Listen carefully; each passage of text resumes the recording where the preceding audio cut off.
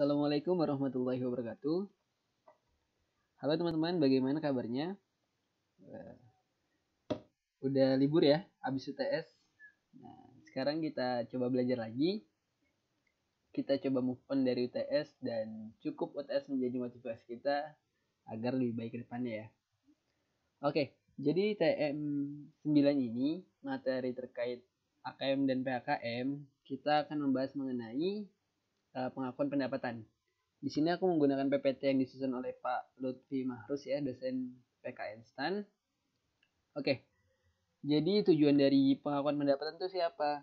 Nah, tujuannya itu adalah untuk menunjukkan atau menggambarkan imbalan yang akan diterima oleh suatu perusahaan ya. Nah, di sini kita akan membahas dua pokok yang penting. Yang pertama ada 5 tahapan pengakuan, dan yang kedua ada terkait isu-isu lain. Ada sales return, ada repurchase, bill and hold, terus dan sebagainya. Sampai ada 7 poin. Nah, sekarang kita lanjut dulu mengenai 5 tahapan pengakuan pendapatan.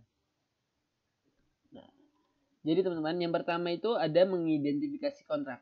Kontrak itu apa sih? Nah, kontrak itu adalah kesepakatan atau perjanjian baik secara tertulis ataupun lisan yang berlaku umum, teman-teman. Dan dia akan menimbulkan suatu kewajiban dan hak pada masing-masing pihak. Nah, kriterianya itu ada apa aja sih? Yang pertama itu ada dapat dipaksakan, yang kedua itu harus berkomitmen, yang ketiga itu ada hak. Ya, di sini berkomitmennya untuk melakukan kewajiban, dan di sini haknya itu untuk memperoleh pembayaran ataupun barang ya. Selanjutnya ada memiliki substansi komersil, artinya itu di dalam kontrak itu ada suatu nilai atau uang yang dihasilkannya. Dan yang kelima, kemungkinan besar bahwa entitas dapat menagih imbalan. Nah, yang kedua itu ada mengidentifikasi, teman-teman. Jadi di sini cukup penting ya mengidentifikasi. Jadi kita harus tahu nih, ada berapa sih kewajiban yang timbul dari suatu kontrak. Ya. Biasanya itu ada 2 jenis. Yang pertama itu ada kewajiban yang menyatu dengan kontrak. Artinya dalam suatu kesepakatan itu udah mencakup, misalkan nih ada kesepakatan jual beli, itu ada servisnya atau ada pemeliharaannya, itu udah termasuk. Dan juga ada yang dijual secara terpisah. Nah, biasanya di sini dia memberi manfaat secara independen ya, atau tidak saling bergantung.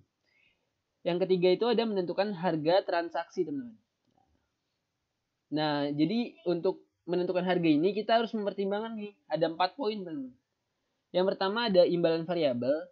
Jadi di sini biasanya ditentukan oleh kinerja perusahaan, misalkan bonus nih, misalkan lebih cepat 1 minggu bonusnya akan lebih besar dan seterusnya. Jadi di sini biasanya tergantung kinerja daripada perusahaannya. Yang kedua itu ada komponen pendanaan yang melibatkan time value of money. Nah, di sini contohnya itu misalkan kita menjual barang dan si pembelinya itu dia menerbitkan notes atau bond untuk membayarnya. Yang ketiga itu ada imbalan non tunai, misalkan dia bayarnya pakai aset. Yang keempat itu ada utang imbalan kepada pelanggan. Nah, yang keempat ini contohnya itu adalah sales return atau diskon ya. Jadi kita memberikan potongan atau memberikan keringanan lah untuk pelanggan. Nah, langkah yang keempat itu ada mengalokasikan harga ke setiap kewajiban. Biasanya itu dia menggunakan harga pasar mandiri ya, atau relative stand alone selling price. Jika tidak tersedia, nanti ada cara lain untuk mencarinya. Biasanya menggunakan estimasi terbaik. Dan yang kelima ada mengakui pendapatan pada saat kewajiban telah dilakukan. Nah, umumnya itu kita mengakui saat ada transfer kendali ya. Transfer kendali keluar. Nah, dapat ditunjukkan dengan yang pertama itu ada perusahaan memiliki hak pembayaran. Ya kan? Yang kedua itu ada perusahaan telah mengalihkan hak hukum ke aset. Yang ketiga itu ada transfer fisik. Keempat itu ada risiko dan manfaat sudah dimiliki oleh si pembeli. Dan yang kelima itu pelanggan telah menerima aset. Oke.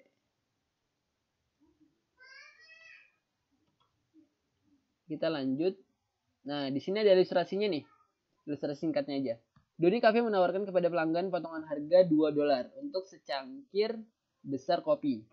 Harga normal kopinya itu 3 euro ya. Jika pelanggan membeli 1 kotak donat crispy yang biasanya dijual seharga $12,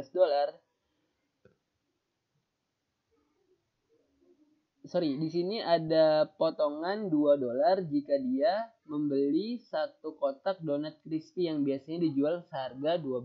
Nah, jadi kalau dia misalkan nggak beli kotak ini, dia harganya itu adalah $3 ya. Jadi potongan ini berlaku saat dia membeli donat crispy. Membeli satu kotak donat crispy. Oke, kita lanjut mengidentifikasi kontrak ya. Yang pertama itu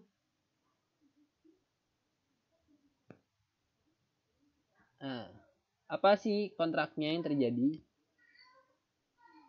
Agak lag ya. Nah, yang pertama telah terjadi kontrak nih, yakni jual beli donat. Yang kedua itu mengidentifikasi kewajiban. Ada berapa sih kewajibannya? Di sini ada 2 kewajiban yang dapat dibedakan. Yang pertama, menyediakan secangkir kopi ya. Yang kedua itu menyediakan satu kotak donat crispy. Nah, jadi di sini untuk kopi ini dia adalah kewajiban tersendiri dan donat crispy ini adalah kewajiban tersendiri. Yang ketiga itu ada menentukan harga transaksi ya. Jadi harganya itu adalah $13. Berarti di sini dia menawarkan potongan $2 yang seharusnya $3 dengan syarat harus membeli donat crispy ya. Dan selanjutnya mengalokasikan harga transaksi ke setiap kewajiban. Nah, jadi di sini biasanya kita mengalokasikan harga itu berdasarkan harga jualnya ya, atau nilai mandirinya. Nilai mandirinya kan di sini diketahui nih. Untuk donat ini dia nilainya itu $12, sedangkan untuk kopi ini $3. Nah, cara ngitungnya adalah $12 untuk donat kita taruh proporsinya. Terus ada kopi $3. Nah, kita total nih jadi $15. Nah, kita hitung sesuai proporsinya. Di sini 12/15 adalah 80%. Dan di sini 3/15 adalah 20%. Sehingga alokasinya adalah untuk donat yakni 80% dikali $13 ya. $13 ini jumlah yang dibayarkan. Bisa lihat di poin yang nomor 3.